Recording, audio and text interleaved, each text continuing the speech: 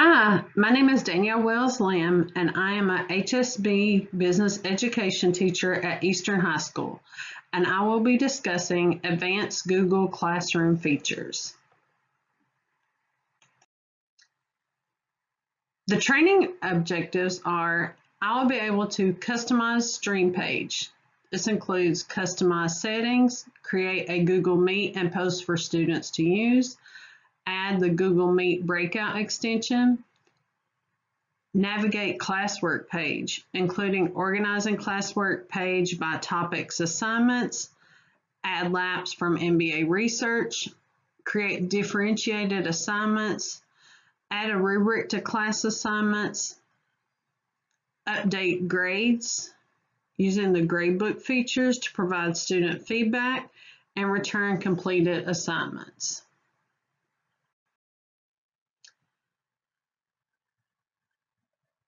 So we now are in a new learning environment. So we need to know how to get the most from our Google Classroom. So we can open it up, see what courses that we have, but once we get in there, what is it that we can do to make Google Classroom very useful for both us as teachers and our students.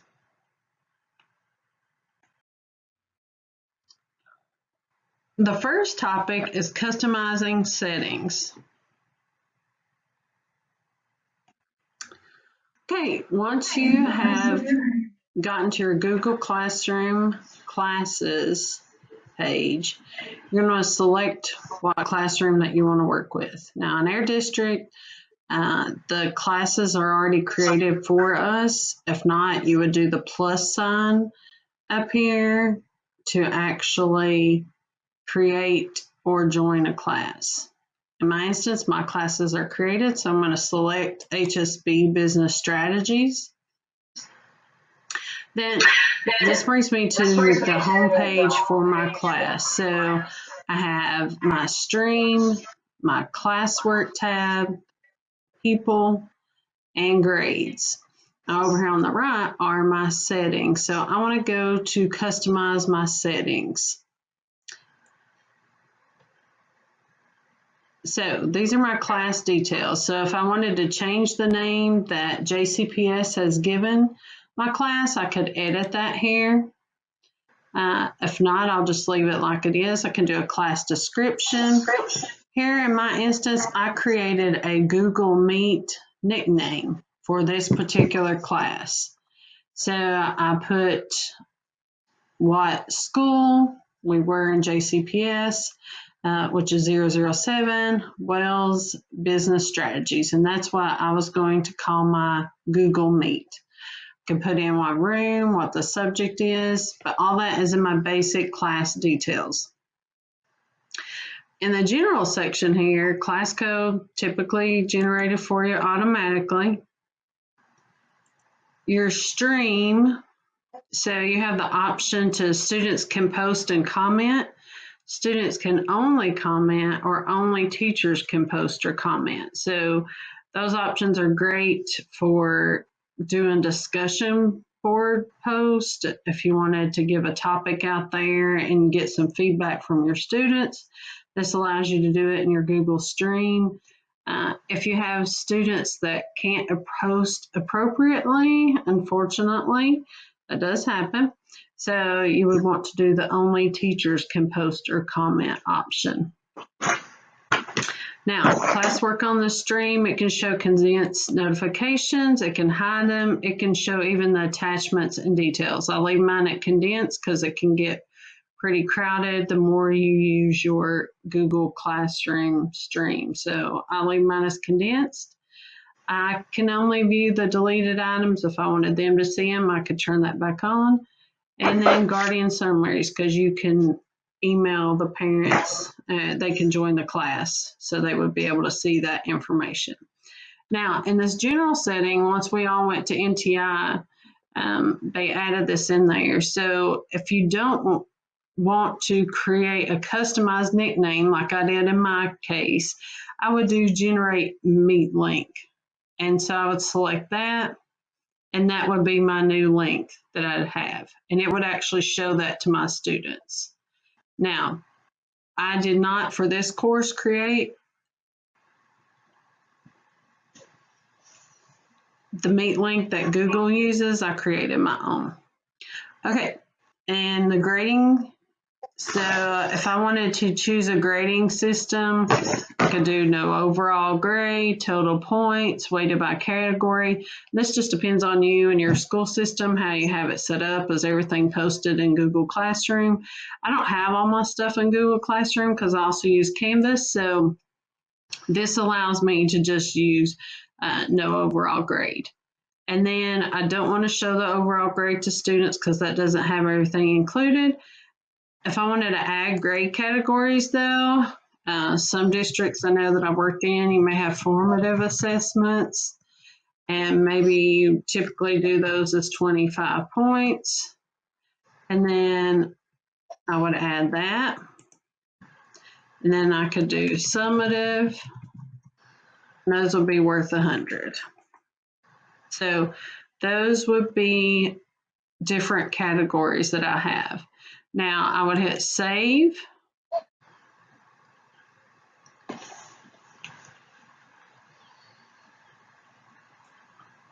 Save my options. And then once I go back, this information is reflected in my header.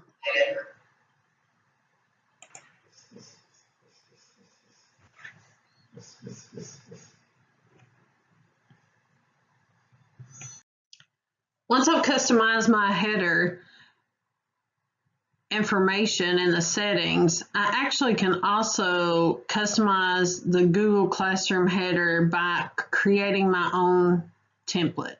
So there actually is a template out there. I have the link that you can select.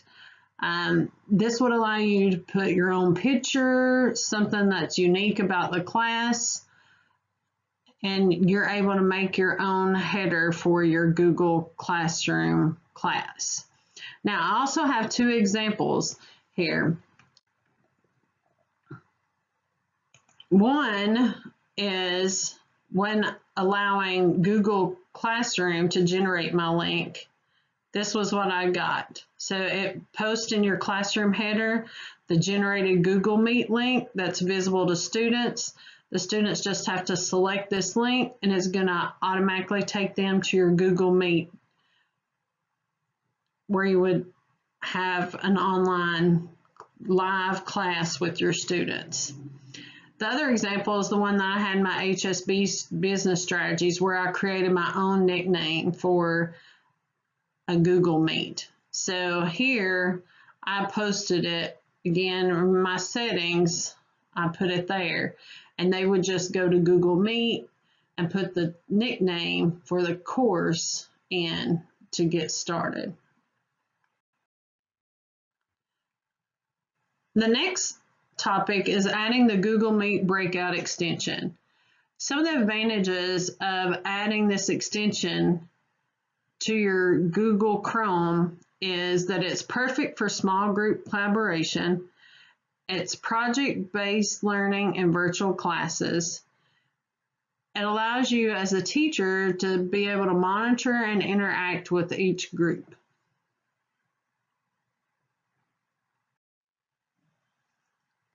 I've included two helpful links. One is a Google Meet Breakout user guide video that will show you how to actually set up your breakout rooms once you have the extension installed to work with your Google Meet. And the other one is some guidance for using Google Meet breakout rooms. So again, the functionality of this allows you to do small group work just like you were in the classroom. Okay, now that you've set up your Google Meet code for each of your classes, I want to show you how to add the Google Meet Breakout extension to be able to use that for collaborating with small groups in your class. So you're going to go to the web store. you're going to search for Google Meet Breakout. And there are two different extensions that come up. Based upon my research, I felt that the easier one to use was the first one with the purple background and the white V. I felt that it was a little bit easier to navigate and get set up. So I have added that to my extensions. So I would just select it up here to do my breakout room. It's going to come up like this. So this is where I'm going to go to set everything up. Now, and one of the helpful links that I have added on the slide, it actually walks you through about a 30-minute tutorial on how to set all this up, set it up for each class. So I'm going to just show you some basics that would help get you started. So in the Meetings tab, this is where you would set up your classes that you have. So so think of your meetings as your individual classes. So here I've created 3. So strategies, finance 3rd period, and finance 4th period. It will not allow you to duplicate the names. So you do have to put a descriptor there. So once I have my name, so if I wanted to add another room, meeting, I would hit the plus sign. Now let's say I have management, and I would just hit that. I put a description, maybe that 2nd period.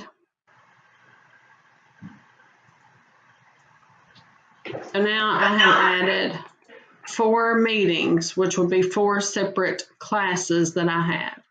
Then I'm going to go to the Rooms tab, and here I'm going to select my meeting that I want to work with, so strategies, and I'm going to set up their small groups that I wanted to do.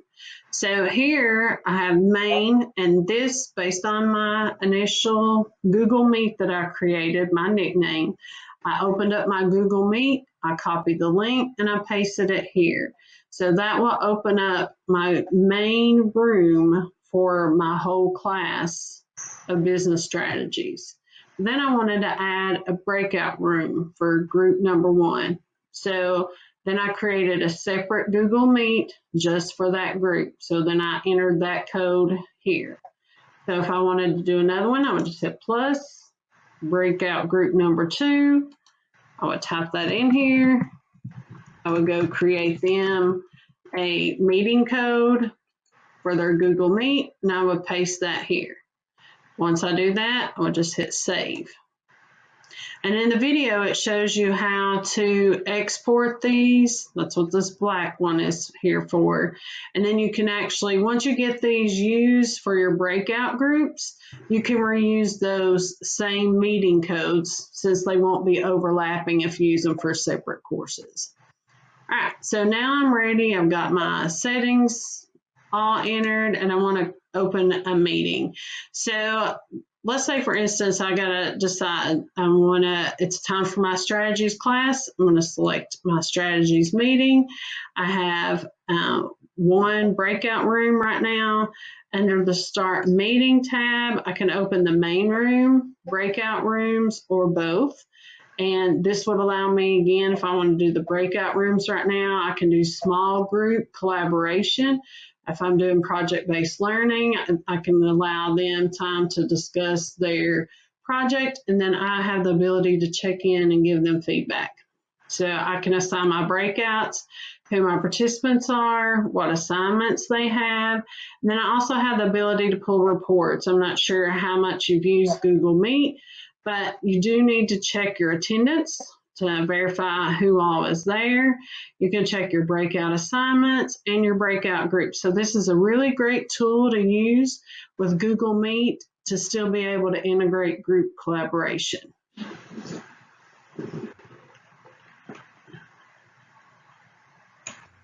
Okay, now that you've set up your Google Meet code for each of your classes,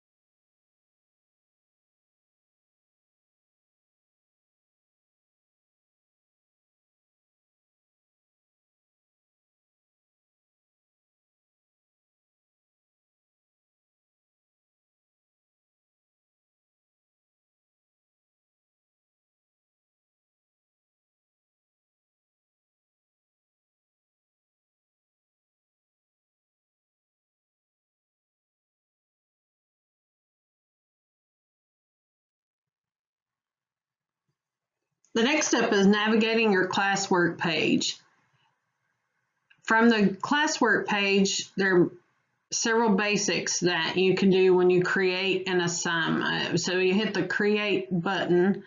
You can create a question to guide discussion questions. You can create an assignment, a quiz assignment. You can create material, such things as resources, the syllabus, links, videos, and you can post those to individual students in one class or to all students in multiple classes. And you can reuse a post. Even for a class that is archived, you can go back and look at a post and reuse it in the current class that you have. Topics allows you to organize your classwork. Again, in the next slide, I give you an example. If you need to break it out by performance indicator, this is great. Whatever helps you stay organized within your Google Classroom to help your students follow along. You can assign your assignments at that exact moment as you create them. You can schedule them to be released at a later time. It's really good if you're creating a quiz assignment and you don't want to make it available until you've created it that morning and you're planning and you don't want it to be available till class time starts. Then that allows you to schedule it to be available then. You can also save a draft if you're working on it and you need to publish it later. And then the menu on each published post gives you the option to edit, delete, or you can copy the link.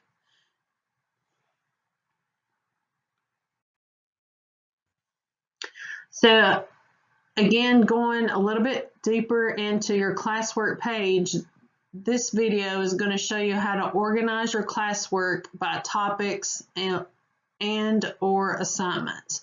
So here's a screenshot that I have of how I set mine up for my NTI week. So in my information, I told my students what their deliverables were for the week, what my expectations, and then I had my documents attached to my post.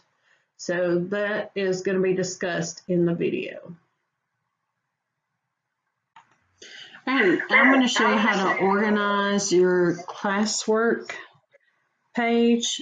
There are two different ways you can do it, by topic or by assignment. So I kind of have a little bit of both here, and an example here on one of my Google Classroom classes. This was my Finance 210 class from the spring semester when we were doing NTI for multiple weeks. All topics here, I just have I put some COVID-19 resources. So that was my online classroom expectations information that I had my students sign, so that when we began to do Google Meets and Google Hangouts, I'll let them know what my expectations for appropriate behavior were. My other option here is by assignment. So each week I created my NTI week and show what expectations I had for their deliverables. So for instance here, I wanted to select NTI week 5. And this was the week of May 4th through May 8th. All work was due by May the 12th. Now, when I click on that, it opens up and lets me see how many students have turned it in that I have not graded. There are 5 assigned that have not submitted anything, and there were 18 that were turned in that I returned to the students as graded. This shows what my expectations were for my assignments for the week. So if I click down here, I want to see view assignment. This shows me what students did not turn it in, who has it missing. All right, now on the instructions, I want to select that though. This I told them each week what their deliverables were. So the laps, I'm going to show you next how to get those out of the MBA Learning Center and Canvas.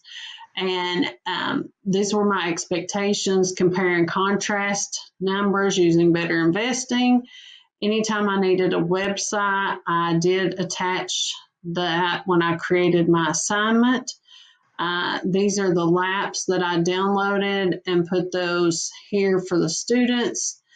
I asked them to do a flip grid for doing a compare and contrast or something if I used it if I wanted them to give feedback for each other. So I put my link in there for Flipgrid. If it was a post test that I was giving them, if it was available on Canvas, I notated that there. And each week I did a Google form check-in exit ticket that I had the students complete, just checking in with me each week, how they were doing, something fun that I wanted to know about them, favorite movie, favorite food at a cookout, just different ideas to get them engaged.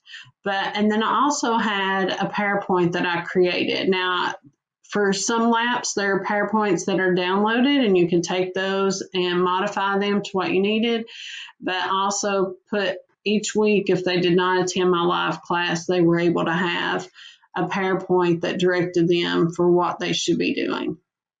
And then here is, in this additional menu here, I can edit this post or I can delete it if I wanted to be able to do that. So this shows that I edited it, so I made some changes, and it shows updated there for this. Again, this was an example of how I arrange my classwork tab page by assignment. So again, if I wanted to go back to this, to my mainstream page, and then I have my classwork, this one was open. So on my classwork page, I show all my assignments that I have created by NTI weeks. And then if I had by topics, I could do that. So maybe if you want to be able to use this for when you're doing, let's say, marketing, and you want to cover pricing, and you put everything in pricing in there. So that's where you come up with doing different topics, and you would be able to use it for that option.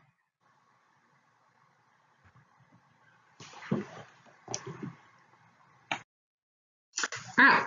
So once you are ready to post your assignment, one of the great resources that's available to us are LAPs from MBA Research. And LAPs are learning activity packages that line up with performance indicators from the National Standards Business Administration. So these are lessons that you can use for free because we are a member state. So I give you a couple ways to access those and add those to your assignments. Yeah, now I'm going to show you how to access learning activity packages or LAPs that are available for MBA Research for use in your curriculum. So 2 different ways to access these. One is going to mbaresearch.org, selecting the state's connection. You're going to need to get your login. Kentucky is a member state, so you have free access to these resources. Lots of good information. Classroom activities. You can do the gray zone, ethics dilemmas, scenarios each day as a bell ringer just to get some engagement with your students to see and help them understand that as a manager, things are not always black and white, and they have other things to consider as well. But the biggest thing here is your curriculum instruction. So if you have a particular course that you're wanting to, so I could go to course guides, I could get principles of marketing, management, there's multiple ones available, or I could select LAP modules, and that's going to give me the option to be able to select a particular LAP. So I can select LAPs, and this will bring me up to the store where I would select these. Now, although it says that there is a price, you just participate in the survey and you'll get to download these for free because we are a member state and they are provided through the Daniels Fund. The other option is to go to Canvas. And in Canvas, one of the best things that I was taught this summer is that you're going to create a course that is kind of just like a playground. It is one that you use to put just information in for yourself. It's not published, so I created this course called Wells Parking Lot Course. So in my course, earlier today, I downloaded the Principles of Marketing laps that went with that class. So if you select a particular module like that, it will download every lap that is part of that course content for that class. Now, if you want to get a subscription to Canvas, you can for each of your students. Otherwise, just as a teacher, you have it yourself. So you would have to download these into your course, and then you could download them and put them in your Google Classroom. So I'm going to show you how to do that. So let's say, for instance, I want to go to Commons. And from Commons, I'm going to do a search, lots of different things out here. I can search, here's Intro to Ethics Unit. Here's Marketing Principles. So if I look at this, this is actually a course. These down here are modules. So this would be an individual learning activity package. So if I did this, though, the course, Marketing Principles, which is what I did earlier today, it's going to show me how many different laps that are available. So there are actually 35 laps within this one course, and it shows me how many assignments, pages, quizzes, and files are available. So I can import or download these into my course that I created. So here I could either choose download or I could import to a course. Now I choose to import to a course, and that way I can pick and choose what I want to download. So I'm going to go back to my course here, and I have put in my course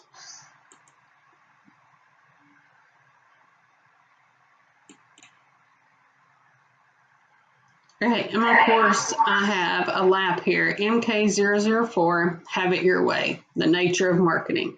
So there are multiple things here that I could use in my class, but by importing them into this course, I can pick and choose what I want. So if I want the pre-test, this is section A, there's section B, but down here in this section, there is downloadable. So let's say, for instance, I want to download, this is the lap, and this is what I put in my assignments that I showed you. So I could download that and then select this. Okay, once I have the lap selected, it gives me the option here. I can download this particular handout. So again, by putting these into the course, I can pick and choose what I want. So I would want this handout. So this is the actual lab. So this is the reading material. It gives objectives for them to learn. Here's an ethics dilemma. Here is so what? So why should we even learn about this? So it gets them thinking about the different options. But this is all of the information like you would see in the lab. So I'm going to use that to upload into my Google Classroom when I create my assignment. Also within this lab, the MK4, there is a PowerPoint presentation, so I could download that. I could share that with my students. There's a whole section for the instructor. So there's a discussion guide, there's individual activities, there's the answer guide for that, these group activities. So you could assign these and have them do them in a Google Meet breakout room. So that would allow you that same opportunity that you would have in a classroom. You can do learning guide for them to have discussion questions, your post test. You can create that using take the post test, download that, create a Google form to create the test for them. So lots of opportunities here when you have these downloaded into a course. There are links. This is a video file. You want to watch this video, do a discussion. There are websites, but you can open these. You can share these links, and you do that all using your Google Classroom if you do not have a subscription to Canvas for your students. Okay, now that I have shown you how to do that and access this information from Canvas, you're going to use that to create your assignments in Google Classroom. So in the next video that I do, I will show you how to differentiate assignments, and you can use that using these information that you have downloaded from the labs.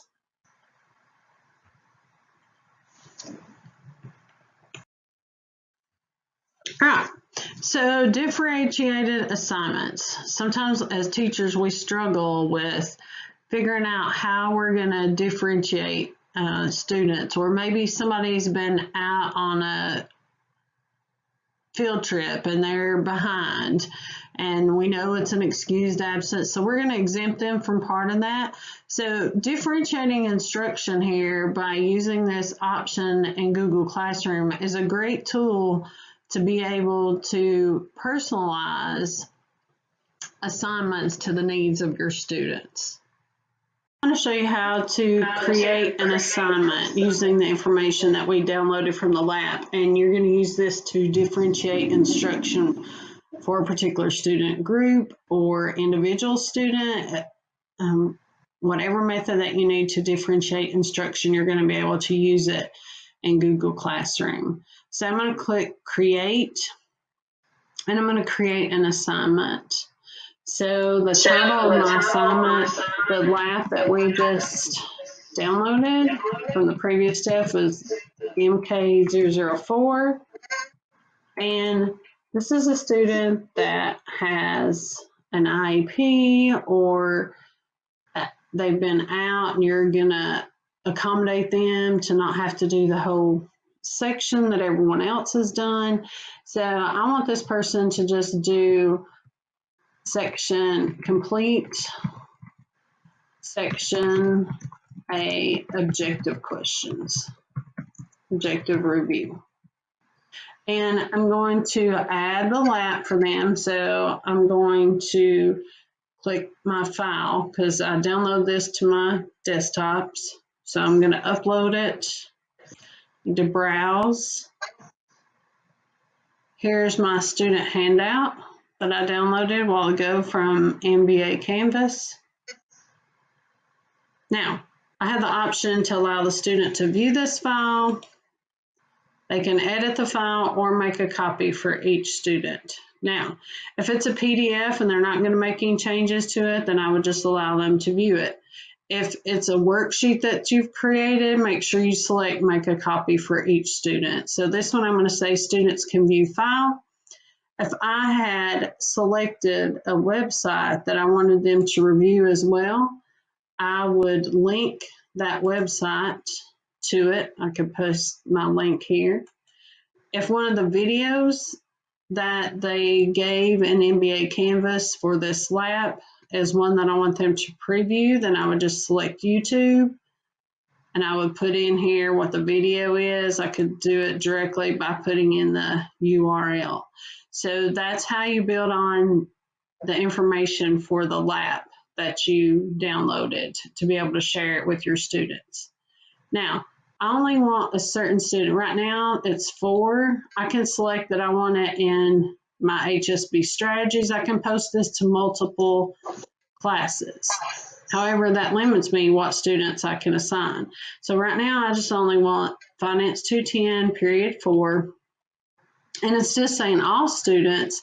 I will uncheck this, and I only want my student named Brandon to be able to do this.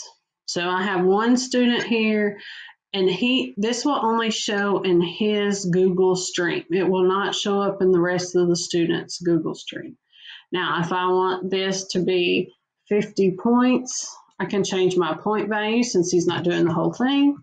And then I can assign him a due date for this. Let's say I'm going to give him until next Monday. If I wanted to enter a time, 11:59. Now, I didn't create a topic for this, but if I did have a topic, I could do my COVID-19 if that was what it was, or my NTI, whatever topic I created, or I can create a topic from here. And then I have the option to check plagiarism for his work, to check on that. You are limited though in how many times that you can use this without having to upgrade.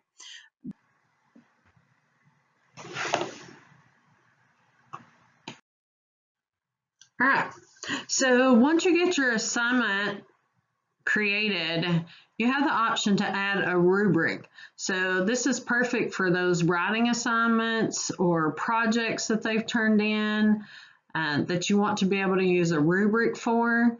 So I have an example here, a picture of a typical rubric, what we would see, has different categories, different scores based on them meeting the criteria. Which one of the greatest things that a rubric does for students is that it allows them to know what expectations you have for them to achieve that score. So by creating a rubric, as you do the assignment, the students know what they need to focus on as they do the work.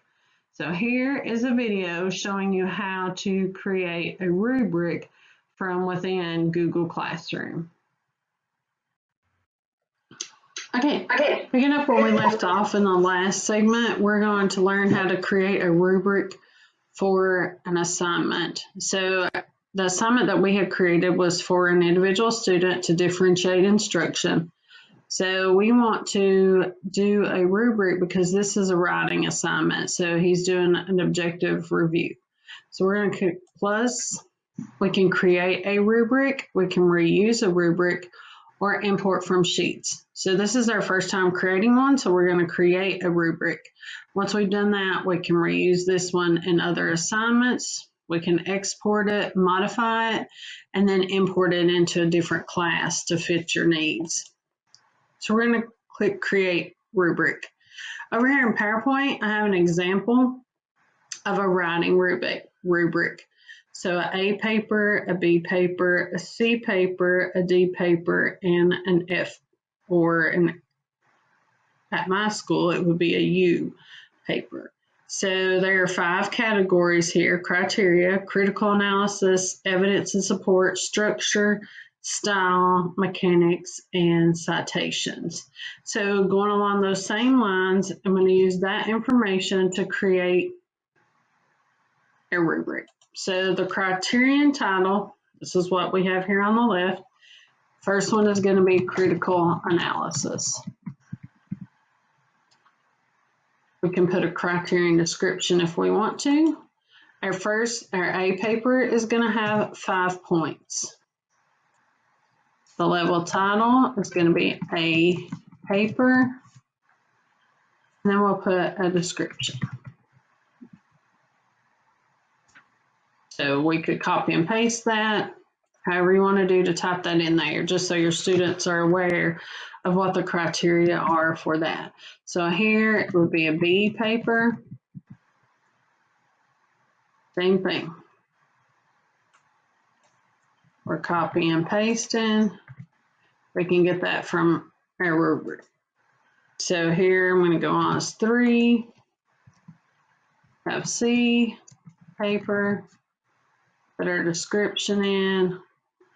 We have 2, be a D paper, and then we would have 1 point for a U paper. Okay, now we've got 5, 4, 3, 2, 1 there and that. Now, since we have our points and our level titles, then we can actually do the 3 dots here for the additional menu. We're going to duplicate this criterion. So we're going to change that from critical analysis one of the categories name was style. And then all we have to do is just update our description to fit that style. So then we can continue to do this. Duplicate our criteria.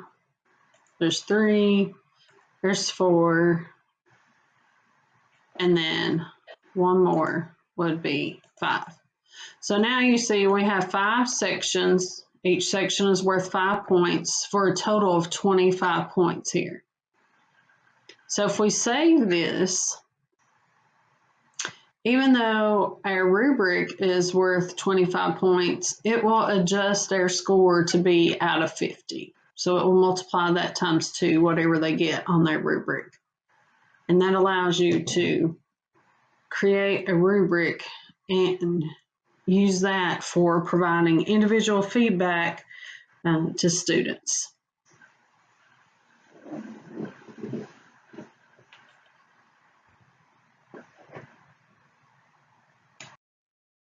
All right, so once you have your rubric created and you've got their assignments posted, they begin to turn them in, so you want to be able to update their grades. So Google Classroom allows you to be able to update grades in a gradebook that are visible to your student. Now, your district may keep track of all grades there. Mine does not. We use other learning management systems. So for HSB, we use Canvas. So this is just a short video of a way that I used my gradebook though during NTI to keep track of which students had turned assignments in. The last section that I want to go over is updating the grades page. So from the home stream on your Google Classroom, you would select grades. This allows you to see all of the assignments that you have assigned during this time. Now, if I wanted to select this one, I could edit, I could return all. So I have some different options. It has my student's name. Let's see, I want to select NTI week 6. This gives me a summary. I had 2 students not turn it in and 23 that I graded and returned. So I was able to see who had done what. So on this instance, let's say for instance, on Nicole,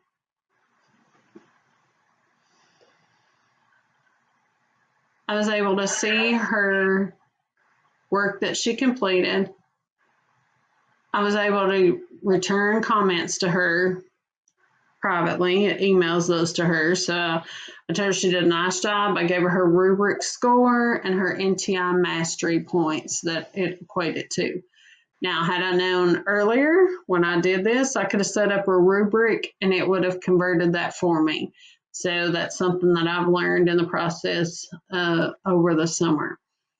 And then I would have been, I just arrow to the right and I can select my next student.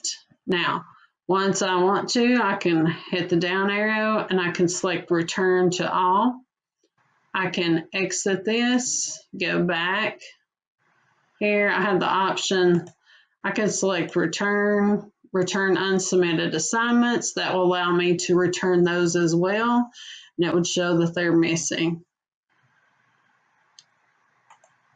So here, this one was ungraded because a lot of NTI work was ungraded, and then they got different points for that. So you do have the option to make it ungraded as well.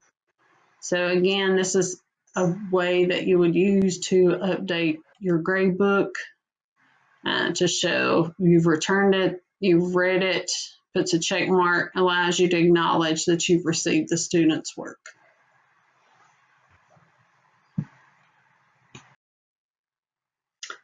Here are some additional resources that you might find helpful. From the MBA research website, there are course guides.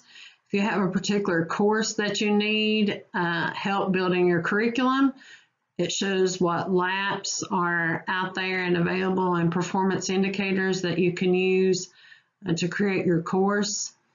There's also a discussion of how the laps can be used in your classroom. And there's a list of available learning modules. So there's over 300 that are available. Another useful website that I found that has tips and tricks for Google is Learning in Hand. You can go there, put in your school email, and download some, like the 10 top tricks for using Google Classroom. And then there are 2 more Google Meet breakout tutorials that go along with the other one. This will be like episode 2 and then episode 3 to make sure that you have it set up correctly to work for how you need. But it's a great tool to be able to still use collaboration even though we would be doing distance learning. So, of course, this year is definitely still going to continue our unknown situation. So please keep calm and teach on. I know that you all are great teachers and you're going to knock it out of the park this year, whether we be in person or continuing NTI instruction. Thank you each for all that you do as a teacher.